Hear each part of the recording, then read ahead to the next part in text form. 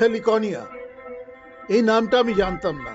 কিছুদিন আগে আমি আমার হোয়াটসঅ্যাপে একটা পোস্ট দিয়েছিলাম এই ফুলটা নিয়ে, আর নামটা কি সেটা জিজ্ঞাসা করেছিলাম। আমার অনেক বন্ধুই এই নামটা আমায় জানিয়েছে।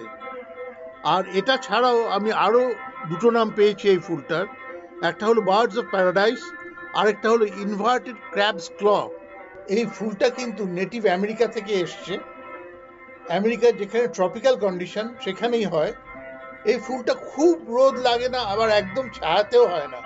একটু ময়েস্ট জায়গা দরকার, মানে ভেজা ভেজা জায়গা, সেখানে এই ফুলটা ভালো হয়।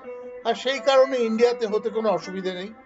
ফুলটা একবার ফুটলে অনেক দিন গাছে থাকে, খুব সুন্দর লাগে দেখতে। ফুলটা যখন ফোটে তখন কিন্তু সোজা হয়েই থাকে, তারপরে যত বড় হয় তত ঝুলে পড়ে নিজের ওজনের জন্যেই। এই ফুলটা দেখার পরে আমি বুঝেছি কোনো মেয়েকে আর বলা যাবে না, আরে তোমার তো ফুলের মতো ওজন।